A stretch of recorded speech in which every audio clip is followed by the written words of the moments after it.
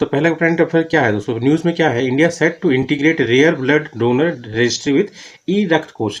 अब rare blood से आप लोग जान रहे हैं दोस्तों, ऐसा ब्लड ग्रुप जो मतलब बहुत ही रेयरली मिल रहा हो, है ना, जिसके पास मतलब जो मतलब बहुत कम के पास हो, है ना।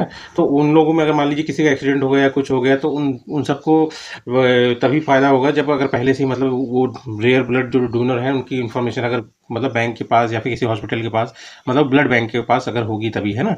अब देखिए इसमें क्या है, जो जिसकी बात हम लोग कर रहे हैं, ई रक्त कोष में इसको इंक्लूड किया जा रहा है रजिस्ट्री को। ये एक तरह से डाटा बेस है दोस्तों, रेयर ब्लड डोनर रजिस्ट्री उन लोगों का डाटा बेस है जिनके रेयर ब्लड है, ठीक है, ताकि कभी भी अगर उनको जरूरत पड़े तो मतलब उनके पास इंफॉर्मेशन रहे, है ना।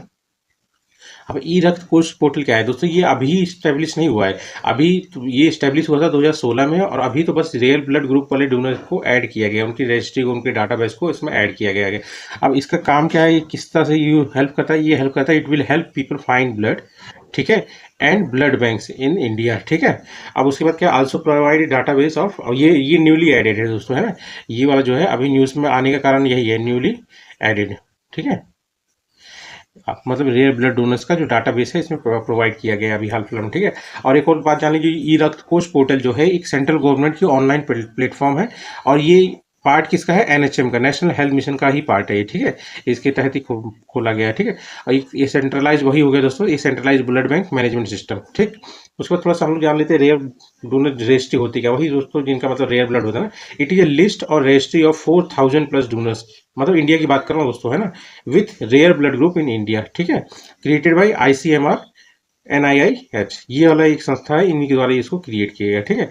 अब एग्जाम्पल थोड़े से जान लीजिए, ये पूछ सकता है दोस्तों, ये वाला जो ब्लड ग्रुप मतलब आपका रेयर है कि नहीं है, ये सब चीज़ें।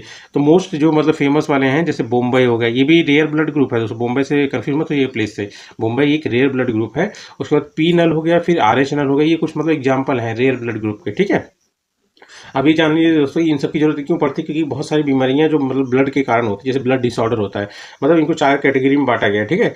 ये किस तरह से इफेक्ट करते हैं दोस्तों, ये किसी भी तरह इफेक्ट, जैसे मतलब ब्लड का काम होता है, आरबीसी का ऑक्सीजन फैलाता है, पहुंचाता है चारों तरफ, न्यूट्रिएंट्स को भी यही लोग पहुंचाते हैं, है ना। उसमें जो सिल्ली होते हैं, छोटे छोटे मतलब रेशेदार होते हैं ना, वो मतलब जो भी न्यूट्रिएंट्स लेते हैं उसको ब्लड तक पहुंचा, मतलब शरीर तक कोने कोने में पहुंचाने का काम यही करते हैं, ठीक है। तो वो किसी चीज़ को भी इफेक्ट कर सकते हैं, मतलब can impact blood functions like, जैसे ऑक्सीजन ट्रांसपोर्ट हो गया, या क्लॉटिंग वाला हो गया, या फाइटिंग इन्फेक्शन हो गया, इन सबको इफेक्ट कर सकते हैं क्या, ब्लड डिसऑर्डर। अब ब्लड डिसऑर्डर क्या कितने टाइप का होता है दोस्तों, 4 तरह का होता है, जैसे कि आरबीसी के कारण जो डिसऑर्डर होता है, WBC के कारण जो मतलब डिसऑर्डर होता है, एक प्लाज्मा के कारण जो डिसऑर्डर होता है, एक प्लेटलेट्स के कारण जो डिसऑर्डर होता है। कुछ एग्जांपल जान लीजिए, जैसे आरबीसी के कारण होगा तो अनीमिया वाला जो भी आएगा वो सब आरबीसी वाले में आएगा, जैसे अनीमिया हो गया, ए प्लास्टिक अनीमिया हो गया, पर्निशियस अनीमिया हो गया, ऑटो इम्यून हेमोलिटिक एनीमिया हो गया, ठीक है।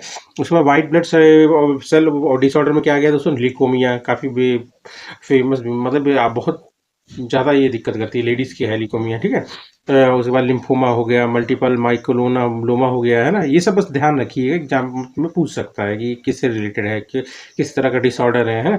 अब प्लाज्मा डिसऑर्डर अगर देखेंगे आपका, तो हेमोफीलिया हो गया, ये ध्यान रखिएगा, वोन विल ब्रैंड डिसीज, ठीक है।